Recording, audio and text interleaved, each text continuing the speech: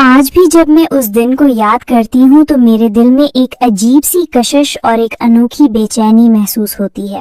یہ کہانی کسی فلمی منظر سے کم نہیں تھی، ایک ایسا دن جس نے میری زندگی کا رخ ہی موڑ دیا۔ میں اپنے گھر سے بازار جا رہی تھی، سخت گرمی کا موسم تھا اور میں نے سوچا کہ پیدل جانے کے بجائے بس لے لوں۔ سٹاپ پر کھڑے ہو کر انتظار کیا اور جیسے ہی بس آئی میں اس میں سوار ہو گئی۔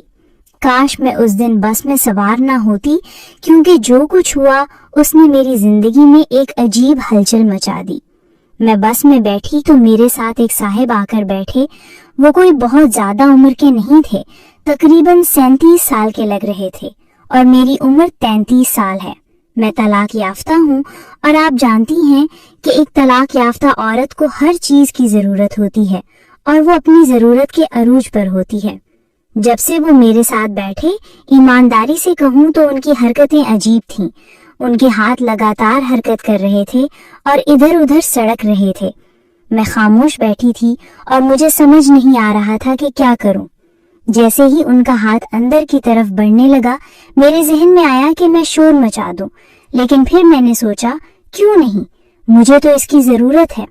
یہ بس تھوڑی دیر کی بات ہے اور ہم میں سے ہر کوئی کہیں نہ کہیں اتر جائے گا، کوئی کسی کے بارے میں کچھ نہیں جانے گا۔ میں نے انہیں روکنے کی بجائے خود کو ڈھیلا چھوڑ دیا۔ میری آنکھیں بند ہونے لگیں اور میں اس سب میں کھو گئی۔ جو کچھ ہو رہا تھا وہ بالکل بھی معمولی نہیں تھا۔ کوئی عورت اتنی شدت برداشت نہیں کر سکتی تھی۔ میں نہیں جانتی تھی کہ کیا کروں یا کیسے رد عمل ظاہر کروں۔ معاملہ پیچیدہ ہوتا جا رہا تھا اور مجھے محسوس ہو رہا تھا کہ بس کا درجہ حرارت ضرورت سے زیادہ بڑھ رہا ہے۔ میرے جسم کی حالت بیان نہیں کی جا سکتی تھی۔ اب معاملہ آخری مراحل پر تھا اور مجھے اپنے اندر ایک ارتعاش محسوس ہونا شروع ہو گیا۔ صورتحال بہت ہی مشکل تھی۔ اس سارے عمل کے دوران مجھے محسوس ہوا کہ بس میں بھیڑ بڑھ گئی ہے۔ مجھے ڈر تھا کہ کہیں کوئی ہمیں دیکھ نہ لے۔ اچانک میں نے خود کو کہتے سنا، تمہارا کیا بنے گا؟ اور ساتھ ہی میں نے بھی انہیں مضبوطی سے پکڑ لیا۔ انہوں نے کہا، چھوڑو اسے، تم نے اسے اپنے ہاتھوں میں کیوں پکڑا ہوا ہے؟ میں نے جواب دیا، میں تمہارے لیے کیا کروں؟ تم ہی تو چاہتے تھے۔ وہ بولے، بس کرو، لوگ دیکھ رہے ہیں۔ اور واقعی مجھے محسوس ہوا کہ لوگ ہماری طرف دیکھنا شروع ہو گئے ہیں، اسی لیے میں تھوڑا پیچھے ہٹ رہی۔ میں نے کہا، اچھا ایک کام کرتے ہیں، ہم یہاں سے اتر جاتے ہیں اور گھر چلتے ہیں۔ اس پر انہوں نے کہا، ٹھیک ہے، تم اگلے سٹاپ پر اترو، میں تمہارے پیچھے ہی آ جاؤں گا اور پھر ہم وہ سب کریں گے جو ہم چاہتے ہیں۔ اور واقعی سٹاپ آ گیا، لیکن اس وقت تک ہم بہت کچھ کر چکے تھے۔ جب ہم بس سے اترے تو انہوں نے پوچھا، اب ہم کہاں جائیں گے؟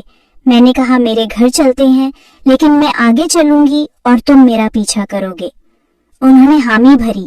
میں گھر کی طرف چل دی اور وہ میرے پیچھے آ رہے تھے۔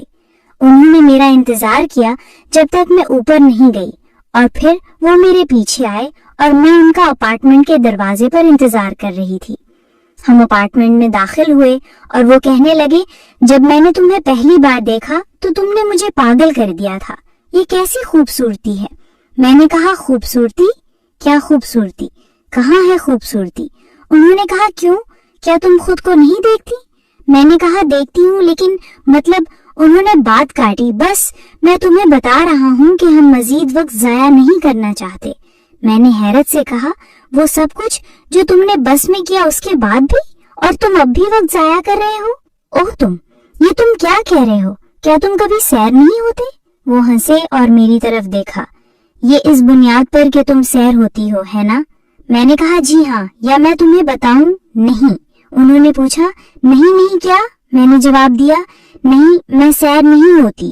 چلو کمرے میں چلتے ہیں تاکہ ہم دونوں سیر ہو جائیں۔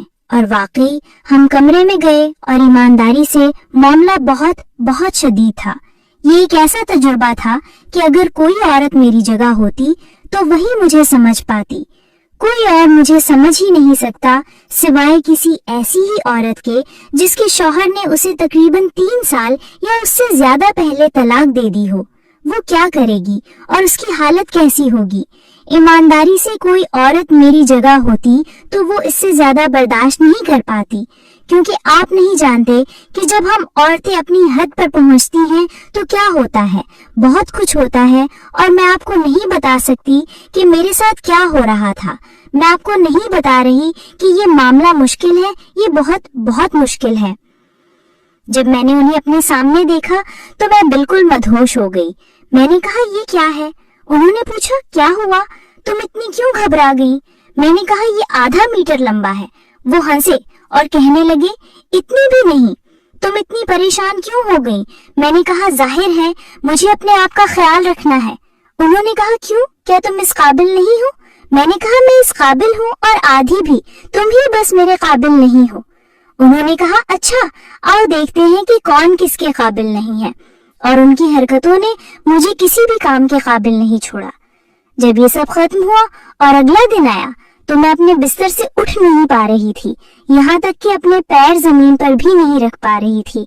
और मैंने खुद को ये कहते पाया, तुम्हें बर्बाद कर दें? तुमने मेरे साथ क्या किया है? तुमने मुझे पागल कर दिया है। मुझे वसवसे हो गए हैं। नामुमकिन है कि कोई इसे बर्दाश्त कर सके। वो हंसे और जब भी मैं उन्हें कुछ कहती वो हंसते। ईमानदारी से कहूँ तो तब से मुझे दुनिया में उनके अलावा कुछ नहीं चाहिए और ना ही उनके अलावा कोई बात सुननी है, क्योंकि वो मुझे ऐसी बातें कहते हैं जो मामले को मजीद बढ़ाती हैं और यही मुझे चाहिए। मसला ये है कि मैं उनसे शादी करना चाहती हूँ और मैंने उन्हें कहा है कि मैं तुम पर कोई बोझ नहीं डालूंगी, लेकिन वो कहते हैं कि मैं शादी वाला नहीं हूँ और मैं नहीं जानती कि क्या करूँ या कैसे रद्द-ए-अमल जाहिर करूँ। इसीलिए आज मैं आपके पास आई हूँ और आपको अपनी कहानी सुनाई है और अब आप मुझे मशवरा दें और मुझे बताएं कि मैं क्या करूँ। हाँ, कैसे रद्द-ए-अमल जाहिर करूँ। मैं आपके तमाम तबसरों का इंतजार करूंगी और उन्हें अच्छी तरह पढ़ूंगी। इन सब के बाद मेरा दिल और दिमाग एक अजीब कशमकश का शिकार था। एक तरफ वो तमाम शदीद लम्हात थे जो मैंने उसके साथ गुजारे थे और दूसरी तरफ उसकी शादी से ग्रेज करने की बात। मुझे समझ नहीं आ रहा था कि मैं इस रिश्ते को किस नजर से देखूं। क्या ये सिर्फ एक जिस्मानी कशिश थी या इससे बढ़कर कुछ और था? मेरे अंदर एक नामालूम सी बेचैनी बढ़ रही थी जिसने मुझे मजीद सोचने पर मजबूर कर दिया। क्या मैं एक ऐसे शख्स के पीछे भाग रही थी जो मेरे लिए संजीदा नहीं था, या क्या ये एक ऐसा मौका था जिसे मुझे गंवाना नहीं चाहिए था? मेरे जज्बात का तूफान मुझे कभी खुशी, कभी उदासी और कभी मायूसी में धकेल रहा था। मैं जानती थी कि मुझे कोई फैसला करना होगा, लेकिन वो फैसला क्या होगा ये मुझे नहीं मालूम था। मैं उसकी बातों में खो जाती थी, उसकी मौजूदगी मुझे किसी और दुनिया में ले जाती थी, लेकिन जब वो शादी की बात पर मुकर जाता था तो मैं हकीकत की तलखी महसूस करती थी। ये एक नया मोड़ था मेरी जिंदगी में जिसने मुझे मुकम्मल तौर पर हिला के रख दिया।